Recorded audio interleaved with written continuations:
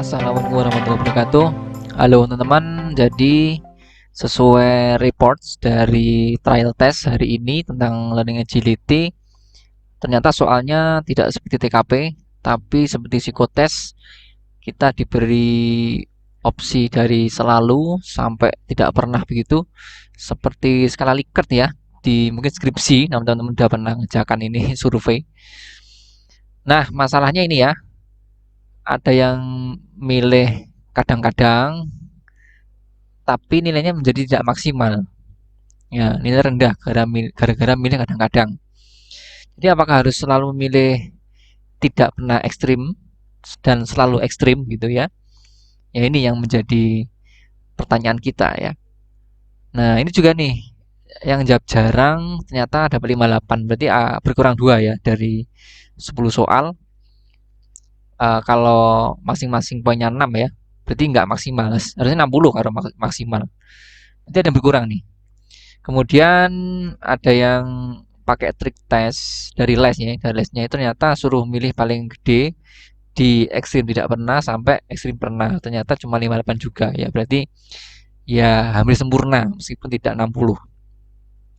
Jadi pertanyaan kita teman-teman, apakah kita akan memilih opsi pojok kiri, pojok kanan ya ekstrim-ekstrim itu ataukah sesuai hati ya, sesuai dengan kepribadian kita. Nah, ini coba nanti kita bahas bagaimana strateginya ya, meskipun strategi ini sifatnya alternatif ya teman, bisa digunakan bisa tidak sesuai dengan kondisi gitu.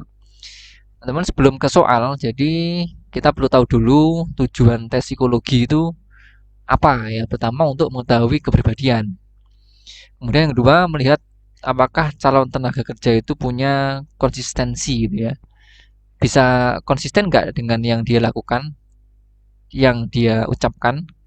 Kemudian bisa nggak ngasih jawaban yang akurat sesuai dengan kepribadiannya. Nah, makanya karakter tes psikologi itu isinya kepribadian dengan bermacam skala. Nah, bisa jadi antar pernyataan, antar item itu maknanya sama, tetapi narasinya dibuat berbeda, teman-teman. Ya, kalimatnya berbeda, tapi intinya sama. Nah, bagaimana kita bisa ngejawab ini konsisten? Nah, itu yang akan dinilai.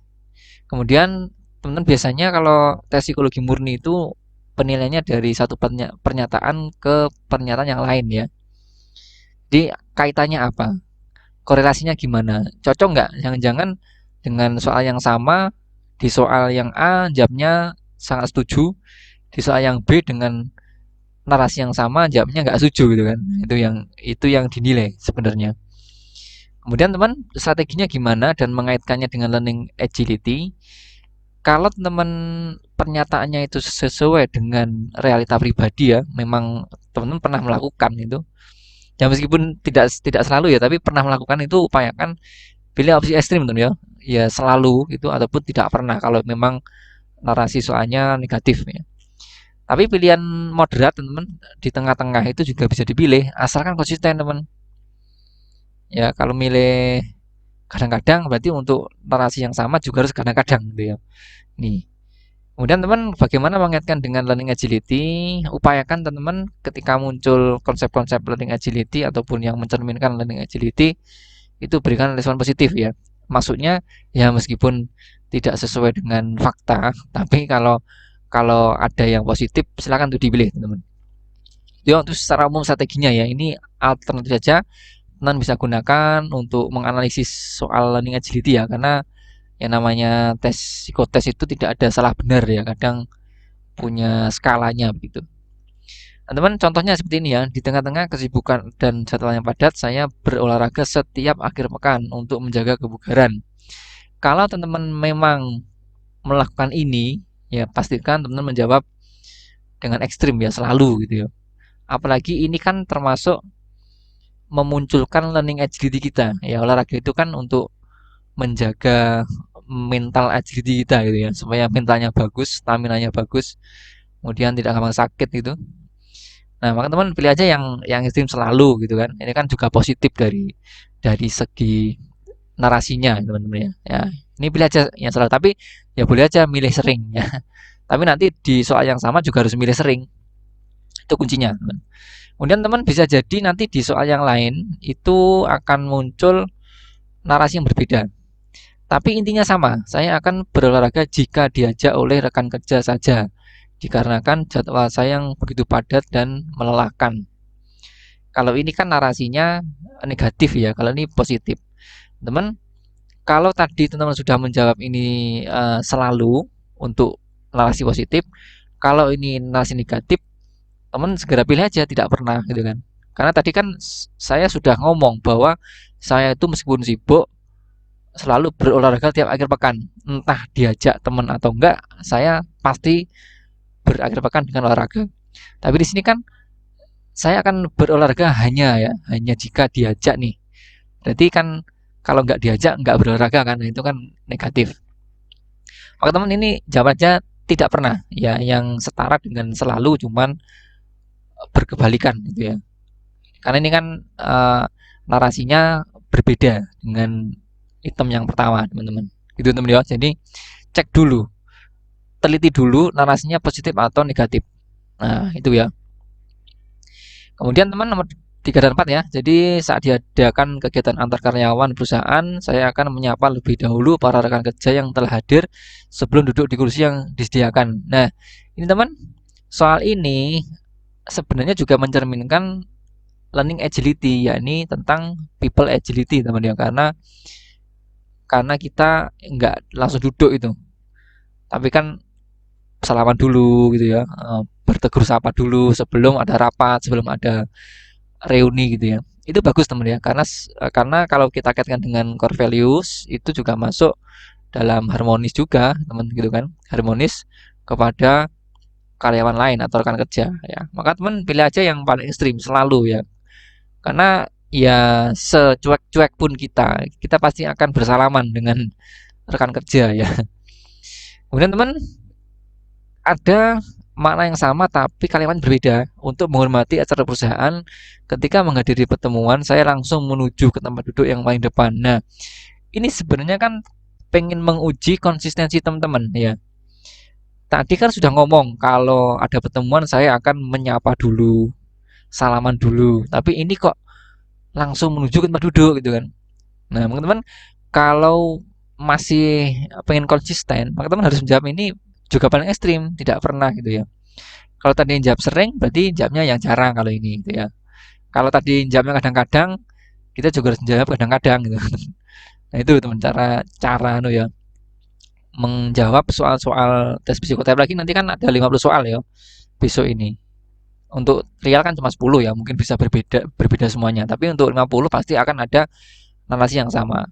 Nah, begitu karena ini kan narasinya negatif teman ya. Jadi kok langsung duduk gitu ya. Padahal yang dimintakan ini kan ada kaitannya dengan si item sebelumnya, salaman dulu. Nah, itu ya. Meskipun ini kan juga ada yang positif nih ke tempat duduk yang paling depan. Nah, ini sebenarnya kan juga bagus ya, cuman arahnya kan tidak ke situ ya. Namanya tempat duduk kan sudah disediakan ya. Depan itu kan miliknya para pejabat tuh. Jadi teman itu ya, kadang kaitannya dengan item lain itu perlu di dianalisis teman ya. Kemudian teman item 567. Jadi di sini kayak menguji karakter kita ya. Saya kesulitan dalam membuat keputusan dalam waktu singkat. Nah, teman ini jawabannya akan bermacam-macam ya. Karena tiap orang tingkat problem solvingnya beda-beda ya. Ada yang cepat, ada yang butuh proses gitu. Tapi teman-teman kalau memang pengen nilainya maksimal ya, dan itu harus konsisten loh ya di soal lain, teman bisa aja jawab tidak pernah gitu teman ya. Saya kesulitan dalam membuat keputusan dalam waktu singkat, saya nggak pernah ini. Karena saya selalu ngambil keputusan dengan cepat gitu. Nah, maka teman dengan narasi yang lain ya, teman harus hati-hati, saya lambat dalam mengambil keputusan. Ini harus sinkron dengan pernyataan sebelumnya yang sama ya. Tadi kan teman sudah ngomong nih, saya tidak pernah kesulitan ya dalam membuat keputusan dalam waktu singkat. Artinya selalu ngasih keputusan dalam waktu singkat. Berarti ini kan saya lambat dalam mengambil keputusan. Ya. Berarti kan juga harus jawab tidak pernah. Berarti kan saya cepat dalam mengambil keputusan. Nah, berarti sinkron teman ya untuk kedua soal ini. Nah, kemudian di soal yang berbeda teman ya, pada kondisi tertentu saya dapat mengambil keputusan dengan cepat. Nah, ini kan maknanya berkebalikan dengan item 5 dan 6 ya. Yang ini kesulitan, yang ini lambat ya. Padahal kan saya tidak pernah kesulitan, tidak pernah lambat. Maka di sini harus menjawab saya dapat mengambil keputusan dengan cepat. Berarti jawabannya selalu karena harus berkebalikan dengan ekstrim ini gitu kan. Jadi saya selalu mengambil keputusan dengan cepat pada kondisi tertentu gitu kan. Nah, ini kalau dikaitkan dengan learning agility juga mencerminkan result agility teman ya. Karena ya harus menghasilkan sesuatu itu dengan pemikiran cepat, problem solver, dan intinya bagaimana kalau ada tantangan itu segera dihadapi gitu. Nah, ini teman, jadi intinya kita bisa mengaitkan dengan learning agility-nya, kita juga bisa mengaitkan dengan konsistensi jawaban kita karena kita kan juga diukur konsistensinya, teman-teman. Itu ya, terakhir nih. Item 8, 9, 10 ini berkaitan dengan change agility ya. Nah, penggunaan IT nih. Saya menggunakan ChatGPT untuk mempermudah penyusunan laporan kerja. Nah, teman cek aja ya. Aplikasi itu sebenarnya kan mempermudah teman-teman. Jadi bukan untuk utama mengerjakan semuanya pakai aplikasi kan enggak ya. Mempermudah aja, mempermudah bikin PPT, mempermudah menampilkan grafis gitu kan. Maka teman kalau memang teman pernah menggunakan ChatGPT ya, meskipun sekali dua kali ya jawab aja selalu gitu. Oke lah, boleh teman jawab sering itu juga juga boleh belajar teman sering atau selalu. Tapi nanti harus konsisten jawabnya sering gitu kan. Jadi teman kalau memang teman-teman pernah menggunakan ini dan untuk mempermudah saja ya, maka teman jawab aja selalu ya, selalu atau sering juga bisa ya. Nah, ini opsional aja nih. Nah, opsional ya. Kalau sering meskipun ya nggak selalu menggunakan kan. Nah, ini juga teman mencerminkan change agility ya. Artinya teman-teman tidak alergi dengan hal-hal baru ya. Ya dicoba lah.